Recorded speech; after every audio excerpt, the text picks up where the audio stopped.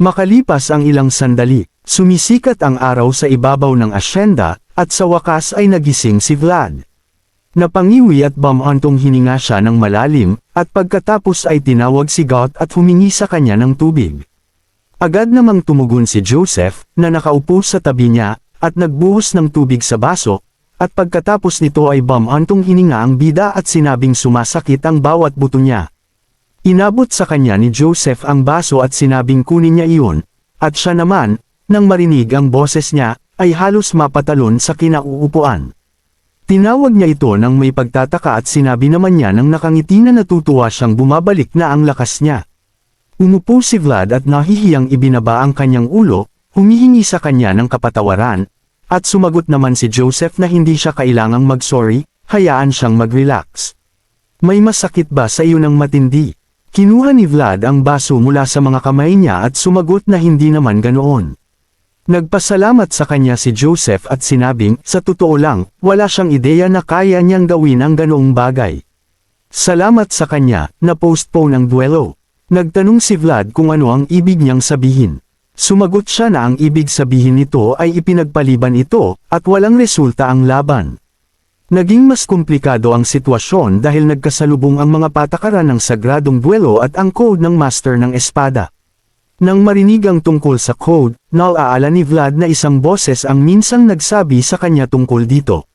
Ipinagpatuloy ni Joseph na ayon sa code ng Master ng Espada, upang maging isang kabalyero, kailangang manampa ang isa. Kung magiging maayos ang lahat, darating ang araw na manunumpa siya. Nang marinig ito, nagulat ang bida at tuwang-tuwa na ini-imagine kung paano siya uupo sa kabayo, naisip niya na magiging parang isang kabalyero siya. At sinabi na umaasa siyang magiging maayos siya. Problematiko ang manatili dito ng matagal. Sumagot si Vlad na maayos siya, kaya na niyang tumayo ngayon. Ngunit hindi siya pinatapos ni Joseph at sinabing nang nakangiti na hindi niya siya hahayaan. Lumingon siya at sinabing iyon ay dahil siya ang tipo na nagpapahalaga sa mga taong karapat-dapat. Palubog na ang araw. Nakatayo si Alicia sa bintana at nagtanong kung anong nangyari sa mga bisita. Sumagot si Duncan na humiwalay na sila. Naiinis siya at sinabing nalulungkot siyang hindi niya nabigyan ang mga ito ng atensyon na nararapat sa kanila. Umalis na rin ba si Andres? Sumagot ang kabalyero na na-postpone ang duelo. Humingi siya sa simbahan ng personal na proteksyon sa pamamagitan ng pari. Sumimangot siya at sinabing hindi siya makapaniwala na hinayaan na lang niyang umalis ng tahimik ang mga taong gustong magdulot ng kanyang pagbagsak. Ito ay nagdudulot ng sakit sa kanyang puso. Sinabi ni Duncan na magkakaroon ng oras para dyan mamaya. Ang mga gulo ay nangangailangan na ang isang tao ay maglaan ng oras upang tipunin ang kanyang lakas. Mahalagang magkaroon ng kumpletong kontrol sa Dermark. Malungkot niyang ibinaba ang kanyang tingin at sinabing iyon ang kanyang tungkulin. Pagkatapos nito, nagtanong si Alicia kung paano ang ani ng limon. Sumagot si Duncan na hindi ito masyadong maganda. Lumingon siya sa kanya at nag-aalalang sinabi na patuloy na bumababa ang ani. Baka dapat magsimula na silang magtanim ng mas maraming barley. Sinabi ni Duncan baka dapat maghintay muna sila ng kaunti. Hindi mo basta-bastang mapagdesisyonan na baguhin ang istruktura ng produksyon. Sumagot siya na tama siya. Ito ay isang talagang mahirap na desisyon upang gawin ito sa ganitong paraan. Muli siyang lumingon sa bintana at ipinikit ang kanyang mga mata, bumantong hininga ng malalim sa isip na pagkatapos malutas ang isyu sa korte, isa pang kaso. Ang naghihintay sa kanila, nang imulat niya ang kanyang mga mata, may napansin siyang isang kawili-wiling bagay sa labas. Tinawag niya ang kabalyero at nagtanong, alam ba ng karamihan sa mga kabalyero kung paano sumakay? Nagulat muna si Duncan sa kanyang tanong at pagkatapos ay kinumpirma ang kanyang mga salita at sinabing hindi nila matatawag ang kanilang sarili na mga kabalyero kung hindi sila marunong sumakay ng kabayo. Ito ay kasing halaga ng espada. Ngumiti si Alicia ng bahagyang malungkot at sinabi na tila hindi ibinigay ng mga Diyos ang lahat sa kanya. Napansin na may tinitingnan siya, pumunta rin si Duncan sa bintana at tumingin sa labas. At pagkatapos nito ay sinabi niya na naiintindihan niya ang hirap ni Sir Jaeger. Samantala, sa ilalim mismo ng bintana, sinubukan ni Vlad na paamuhin ang kabayo, ngunit hindi ito nagpatalo sa kanya at sumipa, sinubukang itapon siya sa lahat ng posibleng paraan. Sa huli, nagawa iyon ng kabayo, at nahulog siya sa lupa, ipinikit ang kanyang mga mata sa sakit. Pagkatapos nito, kinuskos niya ang nabugbog na bahagi at bumantong hininga. At nagtanong si Jaeger, sinabi mo na makakasakay ka sa mamahaling kabayo, hindi ba? Tumalikod siya at kinuskos ang kanyang ilong, sumagot na marahil ay dapat itong mas mahal pa.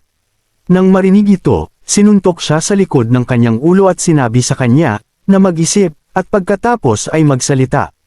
Hinawakan ng kanyang estudyante ang likod ng kanyang ulo at sumagot ng hindi nasisiyahan na talagang nagawa niyang sumakay noong huli, ngunit kinokontrol ito ni Got. Lumapit si Got sa kanila at kinumpirma ang kanyang mga salita, sinabing na nakasakay siya sa kabayo noon. Sumimangot si Jaeger at naisip na ito ay seryoso na. Naisip niyang gagana ito kung siya mismo ang magtuturo nito. Itinuon niya ang kanyang tingin sa kabayo, na pinapakalma ni Got, at naisip, ito ba talaga ang kaso? Maging ang kanyang kabayo ay umaatres sa kanya. Itinuon niya ang kanyang tingin sa kanyang estudyante, at, sa pagtingin sa kanyang mga mata, naisip niya na mayroong isang bagay sa hinaharap na labis niyang kinatatakutan. Inilagay niya ang kanyang kamay sa hilt ng espada at sinabing sapat na iyon para sa araw na ito. Nagtanong ang kanyang estudyante, mag-e-ensayo ba sila bukas? Sumagot siya na lalaktawan din nila ang pagsasanay bukas. Bahagyang nalungkot si Vlad at nagtanong, kung gayon, kailan siya makakasakay? Sumagot ang kanyang mentor na ipagpapaliban muna nila iyon. Ipinikit ng bida ang kanyang mga mata at sinabing nang may sama ng loob na narinig na niya ito ng maraming beses.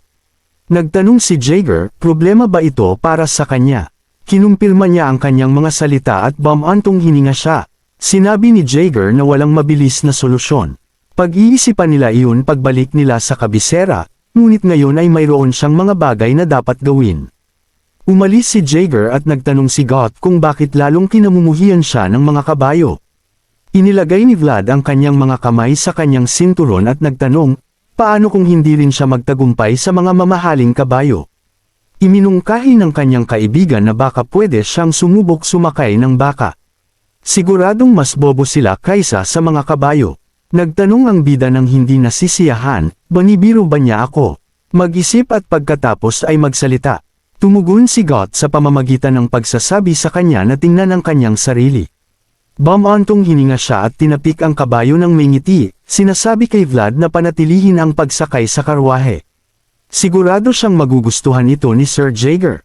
Nang pinagtatawanan siya kasama ang kabayo, sinabi niya na aalis na siya at dadalhin ang sikat na ginoong ito sa kulungan.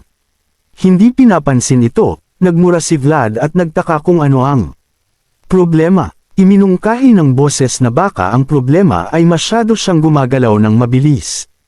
Ang mga hayop ay mas sensitibo dito. Nagtanong siya kung gayon, ano ang dapat niyang gawin. Sumagot ang boses na kailangan niyang matutunan na kontrolin ang kanyang bilis. Ito ay isa sa mga paraan upang kontrolin ang kanyang panloob na mundo. Kung matutunan niyang gamitin ang mana ng malaya, magagawa niyang kontrolin ang bilis ng paggalaw. Nag-isip si Vlad ng isang segundo at pagkatapos ay sinabi na hindi pa niya ito magagamit ng may kamalayan at ang aura mismo ay mahina. Sumagot ang boses na natural na ang paggamit nito sa mga totoong labanan ay nangangailangan ng pagsasanay at kasanayan. Hayaan siyang tandaan ang mga salita ni Jaeger, hindi siya makakatakbo hanggat hindi siya marunong maglakad. Nang sumuko na sa sitwasyong ito, bumantong hininga ang bida at sumang-ayon at pagkatapos ay tumangala at sinabi na babalik sila sa kabisera pagkatapos ng seremonya ng pamamaalam bukas. Tumingin siya sa puno sa burol at nagtanong kung dapat silang pumunta doon sa huling pagkakataon. Samantala, naglalakad si Shober sa pasilyo ng asyenda, iniisip na nabigo siya sa gawain, ngunit sigurado siyang mauunawaan ng Panginoon sa sandaling makinig siya sa kanya. Hindi mo masisisi ang dagat para sa mga alon. Naalala niya kung paano ginamit ni Vlad ang aura at naisip na iyon ay isang hindi inaasahang sitwasyon sa huli. Ipinikit niya ang kanyang mga mata at naisip na habang mas iniisip niya ito, mas nakakatawa niya itong nakikita. Siya ay isa lamang basalyo. Ngunit biglang may nakagambala sa kanyang mga iniisip at pinahinto siya. Ang liwanag na sumasalamin mula sa talim ng espada ay bumagsak sa kanyang mukha at siya, sa pagtingin sa espada na inilagay sa kanyang lalamunan, sinabi na ito ay isang agresibong pagbati.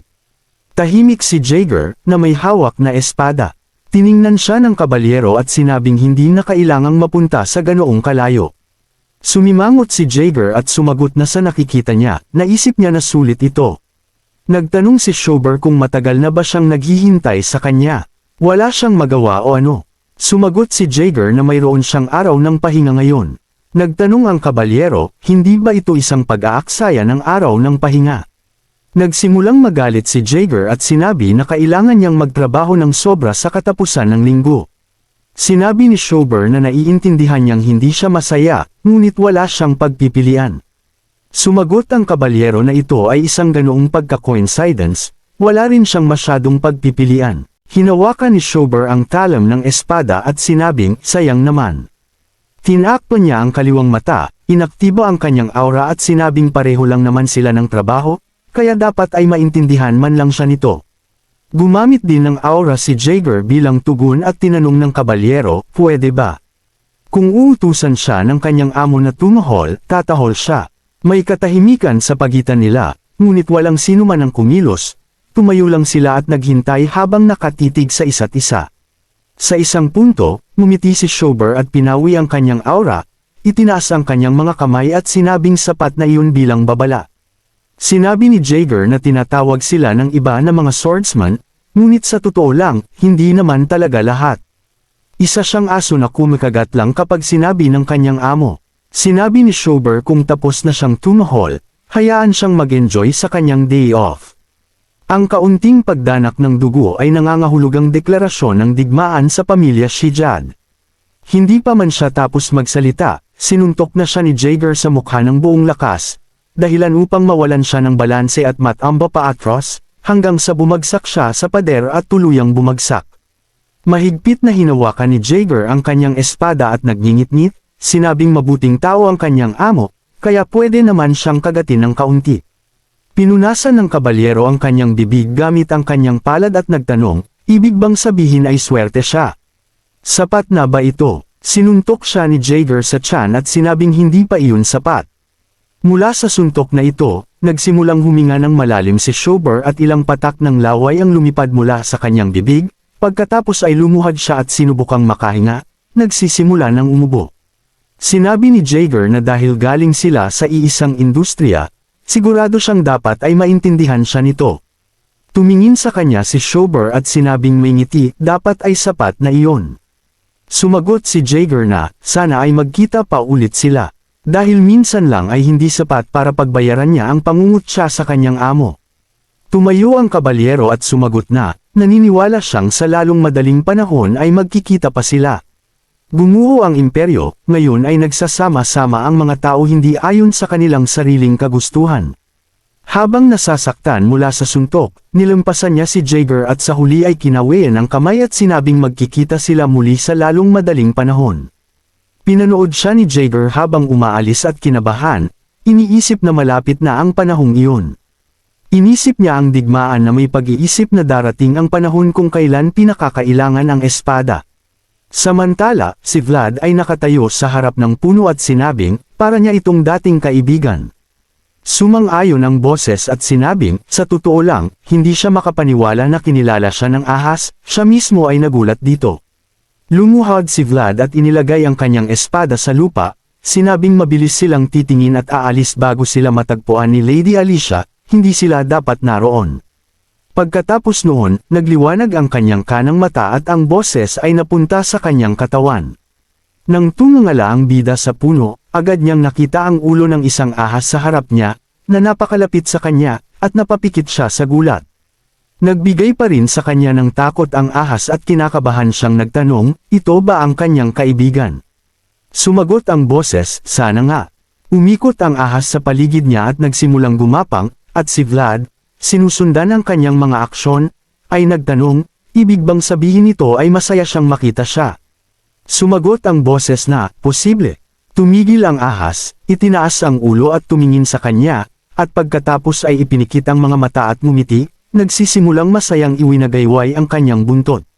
Nakaramdam si Vlad ng pagkabalisa, at nagtanong siya, bakit siya kumikilos ng ganito? Sinabihan siya ng boses na huwag subukang intindihin ang mga espiritu. Sila ay ibang uri ng buhay. Patuloy na masayang niyugyug ng ahas ang ulo at iwinagayway ang buntot, at sinabi ng boses na, halata naman na ang mahinang kaluluwa ng isang mortal ay hindi maintindihan ang lahat ng nakapalibot sa mundo. Biglang tumigil ang ahas, ibinuka nito ng malaki ang bibig, pagkatapos ay isang asul na liwanag ang nagsimulang lumabas mula sa mga bulaklak na tumutubo malapit, na sa lalong madaling panahon ay umakyat sa puno at nagliwanag sa lahat ng nakapaligid. Ang ningning na ito ay nagsimulang dahan-daang bumaba at si Vlad, sinusubukang hulihin ito, ay nagulat ng isipin na mainit ito. Pagkatapos noon, tumingin siya sa ibaba at nakita na ang ningning ay kumapit sa kanyang katawan. Nagulat siya at sinabi ng boses na hindi niya inaasahang makita ang nakalimutang hiwaga dito. Ngumiti muli ang ahas, patuloy na nagpapalabas ng asul na liwanag sa kanya, at sinabi ng boses na ito ay isang pagpapala mula sa espiritu. Lumipas ang oras at dumating ang araw ng pag-alis. Sinabi ni Alicia na, sayang, naman na ganoon na lang ang kanilang pag-alis. Gusto niya sana ng isang malaking piging. Sumagot si Joseph na sapat na sa kanila ang kanyang atensyon. Ngayon, oras na para ayusin ang mga butas sa pamilya Heinel, hindi ba? Ipinikit niya ang kanyang mga mata at pinasalamatan siya ng may bahagyang ngiti, pagkatapos ay umukod siya, kasama ang kanyang mga kabalyero, sa kanya at sinabing kailangan na nilang umalis. Tila may naalala si Duncan at hiniling sa kanila na maghintay ng 1 minuto. Tinawag niya si Vlad ng pamilya Bezid at hiniling na humarap ito. Tiningnan siya ni Vlad ng naguguluhan at nagulat, at sinabi ni Joseph sa kanya na gawin ito. Pumayag ang bida, pagkatapos ay humarap siya at sinabi ni Jaeger sa batang master na sigurado siyang inihanda nila ang seremonya. Sumagot siya na, katulad nga, ngunit hiniling niya sa kanila ang isang simpleng poem. Sinabihan ni Duncan si Vlad na lumuhod, pagkatapos ay masunurin siyang lumuhod. Ngumiti si Alicia at sinabing, lubos siyang nagpapasalamat sa kanya. Kung wala siya dito ngayon. Dinapensahan niya ang kanyang karangalan, binigyan ng liwanag ang isang duelo na dinungisan ng pandaraya. Anumang halaga ng pasasalamat ay hindi magiging sapat. Ibinigay niya sa kanya ang kanyang panyo at sinabing, kaya, kahit hindi siya isang kabalyero, nais niyang ipagkatiwala ang kanyang pangalan sa kanya, isang lalaki na naging mas marangal pa kaysa isang kabalyero. Naintindihan ni Joseph kung bakit niya ito ginawa, habang iniisip niya, matalino siyang babae. Nais niyang palakasin ang kanyang relasyon sa Bezid sa tulong ng isang prospect tulad ni Vlad. Nagpapahayag siya ng pasasalamat at nakikinabang sa parehong oras. Samantala, tiningnan ni Vlad ang panyo at inisip na ito ay tiyak na napakahalaga. Dapat ba niyang tanggapin na lang ito? Naalala niya ang mga tagubilin ni Jaeger na kung may ibigay sa kanya ang isang noble na tao, dapat niya itong tanggapin, ito ay isang simpleng courtesy. Inisip niya na noong nakaraan ay tinanggihan niya ang mani at nakatanggap siya ng ilang suntok para doon. Hindi niya kakayanin ang isa pang pambubugbog.